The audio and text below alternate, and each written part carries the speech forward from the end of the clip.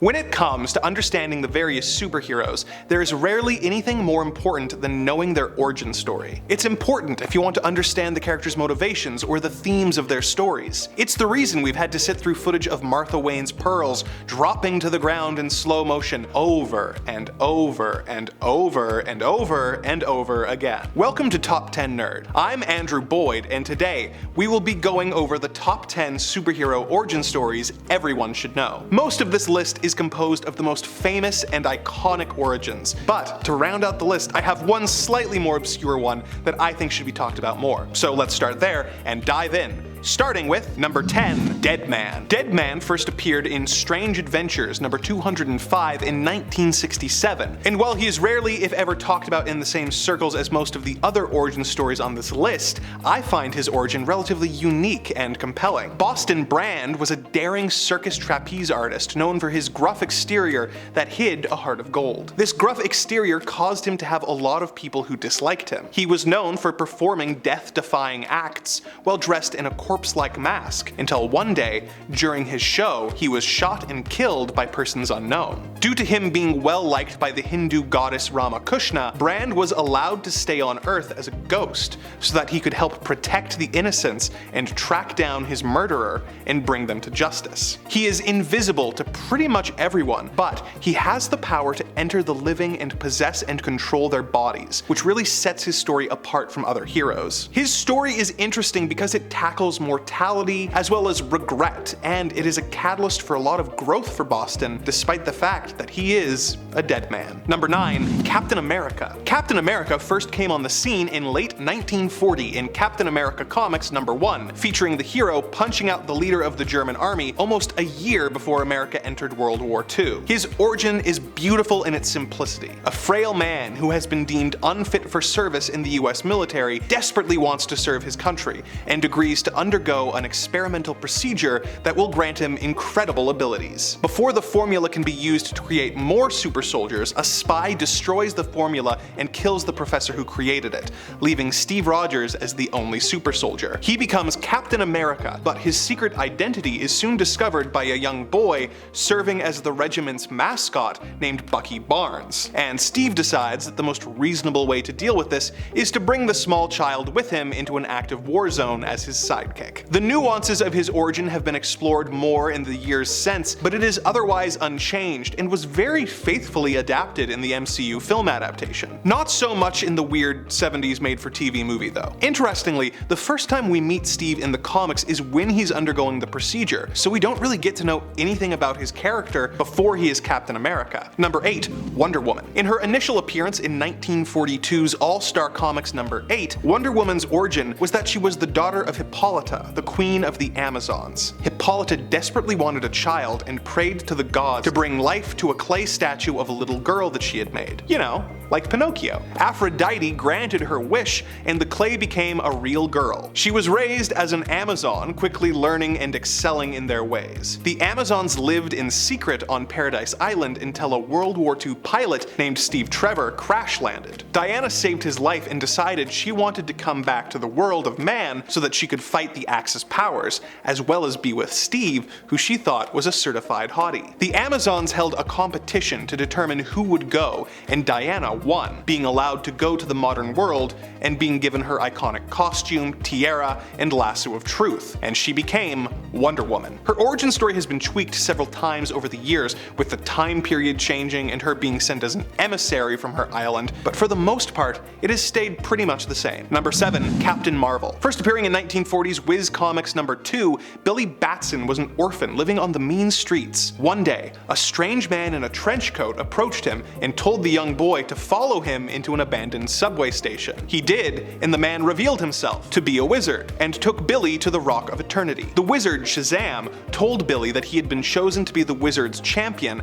and gave him the power to transform into a manly superhero who had the wisdom of Solomon, the strength of Hercules, the stamina of Atlas, the power of Zeus, the courage of Atlas, and the speed of Mercury. He could transform whenever he used the magic word Shazam. So, remember kids, if a strange man ever approaches you and asks you to follow him into an abandoned building, go with him. He is probably a wizard who wants to give you powers. Billy's origin has had a few alterations over the years, but the broad strokes are pretty much unchanged. What has changed over the years is his name. After Fawcett Comics was sued by the company that would become DC for alleged copyright infringement, they claimed Captain Marvel was a ripoff of Superman. Captain Marvel was cancelled until DC bought the character and decided to bring him back. By that time, Marvel Comics had their own Captain Marvel, and though DC was allowed to keep calling the character Captain Marvel, the book had to be renamed Shazam. Eventually, it was decided it was simpler if they simply called Billy Shazam, though his name will apparently soon be changed to simply the Captain. Billy's origin is great as it is the ultimate child's wish fulfillment power fantasy. While children in comics at the time were relegated to sidekick roles, Billy was able to be the strong hero anytime he wanted with just the utterance of a magic word. His origin does a great job of tapping into a really primal desire, and it's one of my favorites. Number 6. Iron Man. Tony Stark was a wealthy weapons designer who was kidnapped by radicals. In the attack, shrapnel was lodged in his chest that would result in him dying within a week. His captors lied and told him that if he designed weapons for them, they would give him a life-saving surgery. Tony knew they were lying, but played for time, creating a metal chest plate that acted like a pacemaker, keeping him alive. Him and his fellow captive, Yinsen, secretly created a robot mech suit so that they could escape, but as it was charging up, their captors came to check on them. Yinsen sacrificed himself to allow Tony to survive, and Tony used his first Iron Man suit to take out the Cell and escaped back to America. He soon decided to become a superhero, but kept his identity secret for much of his history by claiming that Iron Man was actually his bodyguard. It's an interesting origin that has aged really well, all things considered, with it having a lot of thematic weight, tackling the idea of the consequences of the military-industrial complex, and Tony being one of Marvel's most flawed heroes. Number 5. Daredevil. Matt Murdock was the son of a boxer named Batlin Jack Murdock. Jack wanted his son to have a better life than him, and forbid him from ever fighting, making him study as much as possible instead. His unwillingness to fight earned him the ironic nickname Daredevil from his bullies. One day, Matt saw a blind man crossing the street and about to be hit by a truck. Matt heroically pushed him out of the way, but was struck himself. The truck was carrying a radioactive isotope, which got in Matt's eyes, blinding him, but granting him heightened senses that allowed him to do incredible feats. He trained to be an incredible fighter and acrobat in secret, and grew up to be a lawyer. His father was paid to throw a boxing match, but decided to win the match and was killed by a villain called the Fixer. Matt took on the Daredevil persona to avenge his father's death and defend the people of Hell's Kitchen. In the 80s, Frank Miller reworked Matt's origin a bit, introducing elements like a blind mentor named Stick, but overall this relatively unique origin stuck, giving everyone one of Marvel's coolest heroes, while also providing representation for disabled people. Number 4. The Hulk. While testing his gamma bomb for the US military, Professor Bruce Banner realized that a teenager had wandered onto the test site, so he got him to safety but was caught in the blast himself. This changed him so that whenever he became angry, he would transform into the Hulk, a giant green, or gray, rage monster. The monster is frequently misunderstood and chased by the military, resulting in destructive rampages from the creature, but he has also tackled his fair share of supervillains, saving the world several times. The Hulk has changed a lot over the years, going from gray to green in his first few appearances due to printer issues, being transformed by the setting sun in his original stories, then using a gamma ray machine to control the transformations, and eventually having them be triggered by emotional stimuli. But the cause of Bruce's powers has remained consistent in the many years of the comics, with its atomic Frankenstein meets Dr. Jekyll and Mr. Hyde themes providing Marvel with one of its most unique and interesting characters. Number 3. Spider-Man. We're in the top 3, but really, any of these next ones could be number 1 depending on your personal preference, due to each of them being absolutely iconic. When a teenager named Peter Parker was bitten by a radioactive spider, he was granted spider powers, which he decided to use for personal gain, spending time as a wrestler and a television personality. One night, a thief ran past Spidey, and Spider-Man decided not to stop him, thinking